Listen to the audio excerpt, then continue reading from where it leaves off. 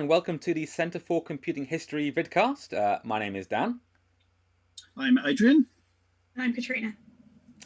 And as you can see, we still can't get into the centre because of current situation. So we're all recording this from the privacy of our own bedrooms. So what have you been up to, guys? How have you been killing time while we've not been working, Adrian? I've just been looking after my retro collection. Okay. A bit more. Neglected it the last year or so, so everything's been in its boxes. Okay. So I've been getting the machines out, giving them a clean.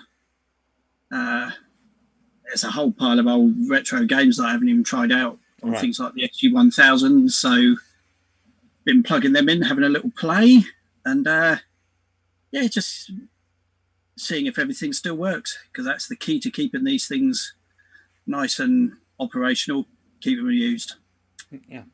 We talk a lot about preservation. I mean, we'll do a special episode on preservation at some point, but that is one of our key points, isn't it? Yeah, absolutely. How things are stored.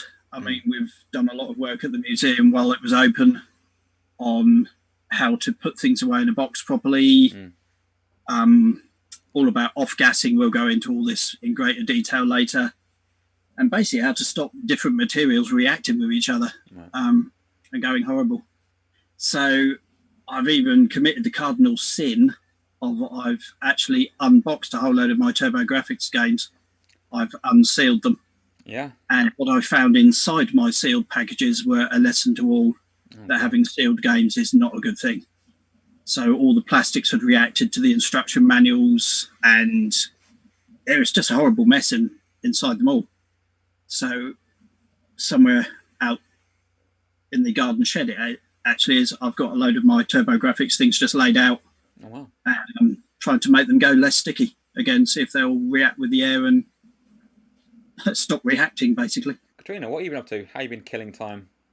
I've been catching up with a lot of video games I've been neglecting on PS4, and of course I'm quite new to Switch, so I've got a few new games for that.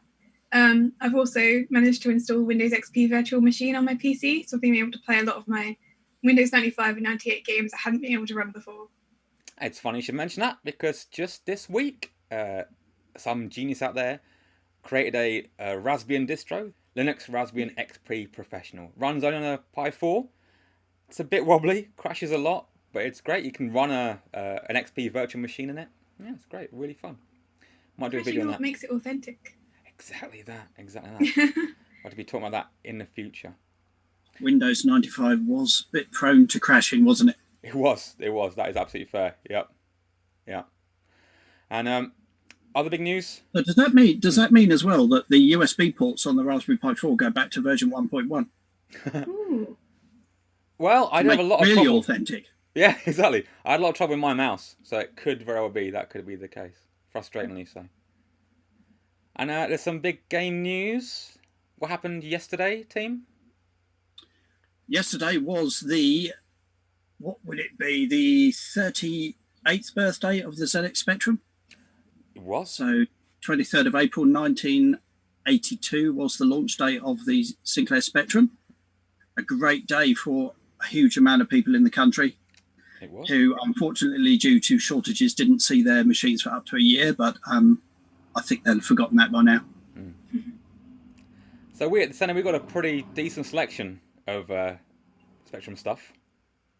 Yeah, so as part of our tweet yesterday, we showed off a machine that we've had for quite a while, but haven't had on our website before. It's a really early model. I think it's number 1500 and something. It's really low serial number, although you can't always go by the serial numbers because Sinclair took them back and fixed them.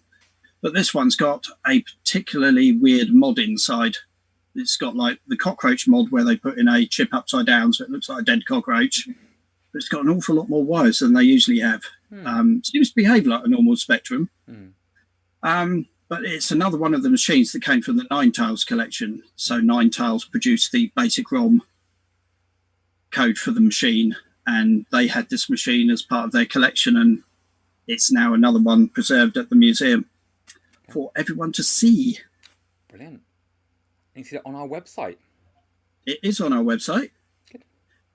Yes, so if you search for Sinclair Spectrum early issue, it will come, and see all our other collection of Spectrums will come up with it. So we've got quite an extensive holding of Sinclair machines.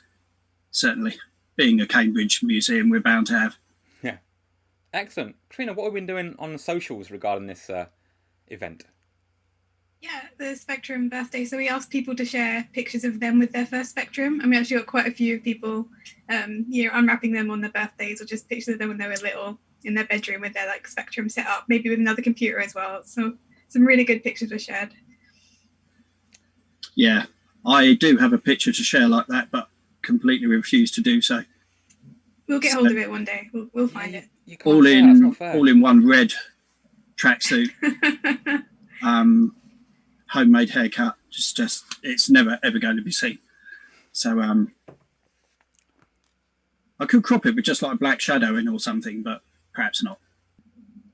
And that nicely brings us to, what are your Spectrum memories? What do you remember, Adrian? Okay, I've got so many. So the first one was first time I ever used one was at a computer club at my middle school in Newmarket. So after school, 3:30, straight in the computer room, and there's like a BBC in there, Texas Instruments 99, and then the little Spectrum. My brother had a ZX81, so I wasn't going to touch the other two. So the first ever game I played was, I can never know how you say this, but PST. Yeah. So PSST, Ultimate Play the Game, based on the film Silent Running. Apparently, little robot running around on his own, trying to grab a flower and zapping all the other little insects with the right coloured spray. So if you wanted to kill worms, you had to spray them with the blue can, wasp the yellow can, and the red can did these funny, furry little bugs. And once you grew the flower, it played you a little tune. Flower erupted into a big daisy, and then off you went on to the next level. And that was also the first time that we got thrown off of a game, because we got hold of a game called Urban Upstart, which is like a graphic text adventure. Oh. And the teacher picked up the box and read on the other side that you're in a really rough town where even the dogs carry flick knives. And so we were immediately thrown off of it. And due to an incredible bit of generosity from my elder brother, he bought himself one of the 1 to 8K Spectrums and gave me his 48K one, which was very nice for him, on the strict understanding that once I bought a new machine, I would have to give it back. And the machine no longer exists because he disassembled it. But yeah, I carried on using my Spectrum regularly up until 1992. Because, of course, big shock, Amstrad bought them out. And one of my schoolmates bought himself a Spectrum Plus 2, but he didn't like it. He wanted to swap it for a Commodore. Okay. So I offered him £100 for it and did the usual thing with my parents of, look, it'll help with my homework. And of course, it never once helped with my homework. How would it have even helped with your homework? Well, you just used to show him a cassette with geography on it or something, and it would be. And then I said to him, but it's now got 128K of memory, so I've got far more to play with and learn with. And they were like, right, well, there's your savings book. Go and get your £100 out. And used it for a great many years, and it's still over there right now. Got a bit yellow, but never mind. So, Katrina, you're a lot younger than us old men. Do you have any Sinclair memories, Spectrum memories? Yeah. Okay. Yeah, I wasn't born then, but I have got my dad's original Spectrum, and I have played around with a bit of VU 3D on it, a bit of 3D modelling, and since then I've used a lot of emulators for it. I've played quite a bit of School Days. My uncle told me about that one. He reckons that Bully was based on it. Well, it was. But the amount of customizability in that game and being able to name like the school bully and everything like that was great. Also, my granddad, whenever we mention old computers, my granddad always mentions Spectrum and how he spent a whole day typing out a Doctor Who game for my mum out of a magazine, and it just didn't work, and that was a whole day wasted. God. That happens so often. They would print big listings in the magazines, and you'd type in 1, 2, 5 pages, depending how complicated the program was. And the person typing out the code only had to put a full stop in instead of a comma, and it was gone. You'd get error at line 115, but if you didn't know code, you wouldn't know what the error was. Yeah. So you'd be sitting there, right, let's change that full stop for a comma. Still doesn't work. Semicolon. Right, now it works, but now I've got an error at line 230. So I know exactly how he would have felt, and probably wanted to throw the machine across the room, I would imagine. Yeah, similarly, that machine was actually got for my auntie, as she said. She wanted to study computing at school, but really she just wanted the Spectrum. She got the Spectrum and then didn't really have that much interest in computing after that. Not in studying it anyway. What about you, Dan? Wow, the first ever machine I played on was a Spectrum. I mean, it's probably not true, but I've kind of like a mental image of me sat in a nappy playing on a Spectrum. Almost like it never happened, but I'm pretty sure the first game I ever played was actually this one. This is probably the first game I ever played. The amazing 3D side-ab attack, 3D baddies attack from Houston Consultants. That's my personal copy. Yeah, it's a beller of a game. So my dad had a ZX Spectrum, and my grandparents had a Spectrum Plus eventually with a real keyboard, which was very cool. And yeah, I used to play on it when I used to stay at my grand's at the weekend. I used to play on the Spectrum here, which is pretty sweet. And I had a lot of fun playing two games. One game was called Booty, which is amazing. On a pirate ship, isn't it? Yeah, it's so good. The music though, it's like the theme from Pugwash. No, Blue Peter. Yeah. On a loop, and it drives you absolutely spare. But the game is really, really good. Also, another one was Wild Bunch, which is like a Wild West semi-text adventure, which is also very, very cool. So yeah, Spectrum is pretty awesome. Yeah, it's still the largest collection I have of box games. Really? It's for the Spectrum. There is up above my head 774 box games up there. And I've got one or two down here, but I always think to myself I should see if they still load at some point. They seem to. But yeah, I had particular favourites. So the Ultimate games I loved. And it got a real second wind when Amstrad bought them. So I'm going to get killed for this by a lot of Spectrum people, but they kind of made the Spectrum reliable, really. And when it came to Ocean Software and companies like them producing 1 to 8K only games, got the likes of RoboCop that sat on top of the sales charts for a whole year. Wow. And was absolutely amazing because you could actually recognise the plot of the film through this old Spectrum game. And it's just one of those classic machines that does make me go a bit dewy-eyed whenever I'm having a go on one. But it's made a couple of comebacks recently, hasn't it? We've had a couple of new machines. One very successful. One not so much. One appallingly unsuccessful. We're not going to go into the politics of it all. As a museum, we've got to stay relatively neutral on these things. All I will say is that I did back the Vega Plus handheld. Ouch. So that is £110 I'll never see. Oh. Because let's just put it charitably, it went incredibly wrong.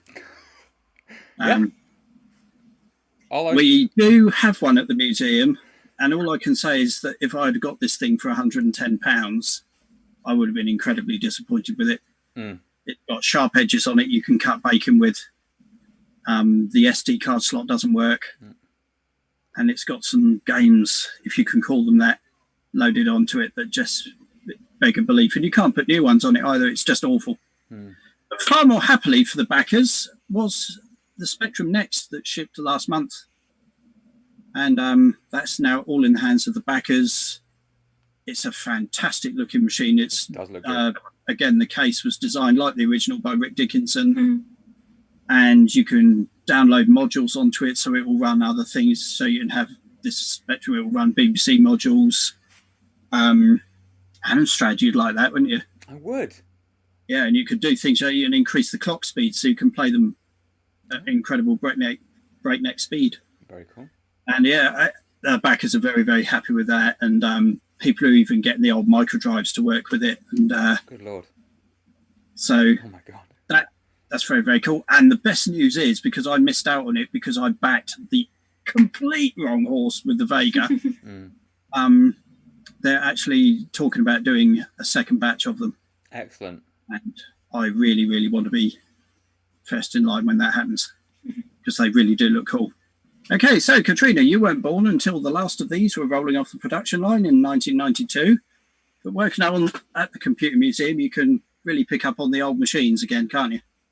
Yeah, so at Christmas, we were looking for winter or Christmas themed games for our gaming night. And I found that there was a Garfield skiing game for Spectrum. So we got the ROM for that and loaded it up.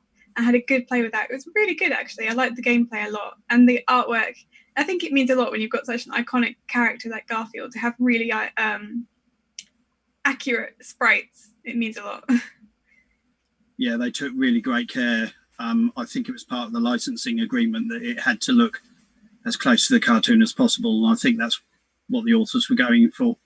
Yeah, yeah, perfect. I loved it. And there's a couple of Commodore games as well, actually. I haven't played the Commodore 64 version. That's quite widely available. I need to try that one. But the Amiga one I've been trying to track down for quite a long time. But when it does come up, it's very rare. And when it does come up, it goes for crazy prices. So I did get to play that one just by downloading a ROM. That one actually wasn't as playable. The sprites were really huge on screen, and it was quite a strange one. I don't think it was like for children. Yeah. Funny what things become rare or hard to get hold of. Right, so of course those two games are part of our massive collection at the museum. So there's close to 1,000 machines. There's about 13,000 pieces of software, and we basically need a bit of help looking after them all in these troubled times. So what can you do to help us? We've got our museum gift shop is still open. So we're shipping out as often as we can with that. So you can buy your annual passes or t-shirt or anything like that. We've also got a Patreon, so you can subscribe to that and see our videos early and just for a monthly fee that you choose. We've also got a Just Giving campaign we're running. So you can donate to that as much as you like as well. That would really help us out. We've also got a learning resources page, haven't we? Where you can download things like this. So a little colouring in sheets and quizzes. Some coding worksheets as well, projects. I've got a Twine workshop coming up pretty soon online. It's a piece of software that's used to create non-linear fiction, which is quite fun. Jason's, our director, has got some videos tearing down old PCs and giving an explanation of how computers work, which is very cool. Also, if you subscribe to our YouTube channels or just watch our videos, that does help us with the ad revenue. So everything you can do really does help us out. So people, what we're using to help us get us through the corona crisis? Yes, now's the time for very comforting and safe software. For me, I always fall back on Picross. I love Picross. I love Nonograms. I love that puzzle. I'm not very good at many puzzle games. Mediocre at best at Tetris. But Picross is something I can do, and it's something I am very, very fond of. Been playing it for years. I think I accidentally found it on the Game Boy and played it there and got it for the Japanese Super Famicom as well. And I remember when I lived in Japan, I was playing it a lot because it came out there first. So we had 3D Picross in Japan way before it came over here. So I was playing that. And yeah, just very nice, relaxing, cerebral game. It's been getting me through. Been having a lot of fun. I'm playing a weird one on the Switch right now called Picross Lords of the Nazarick, which is Picross, but it has a story. I think it's intentionally nonsensical. I think it's supposed to be like a parody of really overwrought, insane storytelling. But yeah, it's a lot of fun. Totally needless. It's good. How about you, Katrina? What have you been doing? Yeah, in contrast to all your calming Picross, I've actually been playing a lot of Dancing Stage. So I've got a dance mat with a PS2. I'm not bored of it yet at all. I can play Dancing Stage for a long time, but I did just get a little bit curious because it's a normal controller port it goes into, so you can actually play any game with your dance mat. So I had a little go at Toka 2 touring cars. Nice. And it does work. Of course, you haven't got analog, so it's incredibly difficult. I did actually have my housemate helping me doing the acceleration and braking while I did the steering. Just so you know, yeah, it can be done. I'll have a go at Tekken, I think, later. That would be a good one to try. I think Toka, I seem to remember, as being a particularly twitchy steering anyway. Didn't actually play it properly with a controller, so I can't really give a fair comparison. As for me, I'm afraid it's going to be back to a lot of Animal Crossing again. But also, I've been digging out some of my consoles, so the American Super Nintendo's been out, and a little while ago I bought a clump of games that haven't got out. And there's a game called The Rocketeer off of the famous TV show that is just god awful. It's one of the worst things I've ever played, but it came in this bundle. But it's one of those ones that's so awful you somehow keep playing it just to see how awful the next bit is. Right. And yes, the next bit's awful, so the next bit can't be worse than that, and it is. So there's that. I've got out the Famicom Disk System as well, and been trying to play the Japanese Super Mario Brothers 2, which they got a totally different version to what we did. We know it here as the Lost Levels, if you see it on Mario All-Stars, and it's an absolute demon. It's terribly, terribly difficult. So that's taken up a fair bit of my time. Yeah, I didn't mention the Switch game I've been playing. I recently downloaded. It was very cheap on the Nintendo eShop. I got Agent A. It's got a longer subtitle than that, but it's kind of a point and click crossed with a Professor Layton kind of puzzles. I recommended it to all my friends for the Switch. It's a really good one, I think. Yeah. Cool. I got it based on your recommendation. Looking forward to it. Looks like my kind of thing. Big fan of the Layton series, even though, again, it's too hard. I'm still swearing at you for your last recommendation. Conduct together. Yeah. So normally during our podcast, we'd like to present maybe something that we have in the museum's collection. Because we can't get to the museum, we can't raid the collection. So I thought it might be quite a fun thing to do, would be to present something that we have in our personal collections that maybe the museum doesn't have. Maybe things that other people might find very interesting. So Adrian, you got something you want to show to the folks at home? Yeah. So I've gone for a bit of homebrew. Okay. So it only came out this year, and it's for the 264 series of computers. So that's either the Commodore 16, the Plus 4, or if you've got a 64K version, a Commodore 116. Okay. So here it is, and it's Alpha Ray.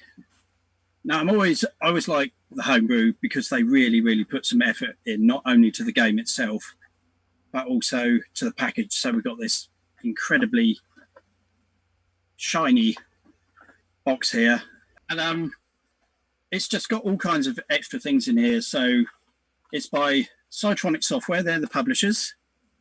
It's written by a little company called Pulsar. I think they're either German or Hungarian, which is where this series of machines were a lot more popular than they were the UK. And it's just such a lovely little package here. So we've got a nice 5.25-inch disc, and it's nice little sleeve there, custom sleeve. Very nice. And unfortunately, I can't play it at the moment because my 1551 drive's decided it doesn't want to work anymore. A little Alpha Ray sticker. And it's just fantastic to see companies just going to this effort for a game on such an old machine. So another Alpha Ray card there. Glossy instruction manual.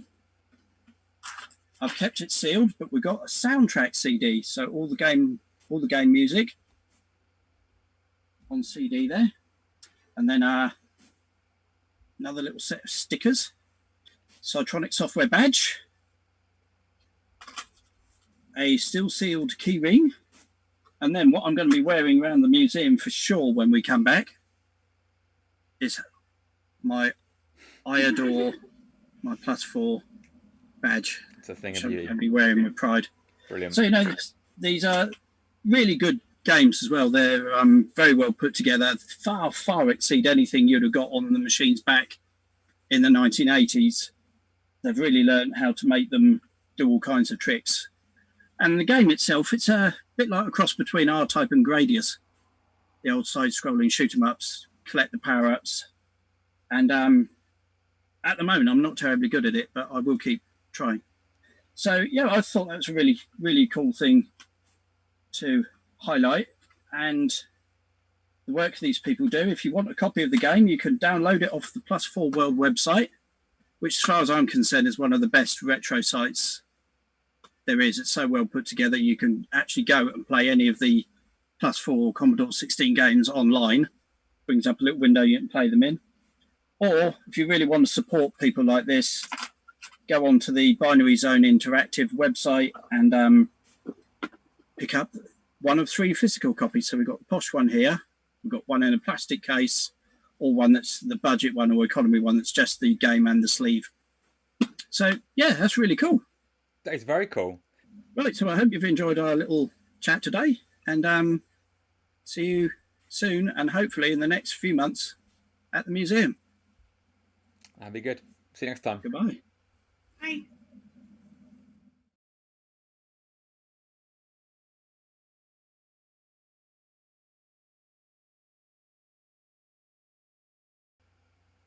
Like and subscribe.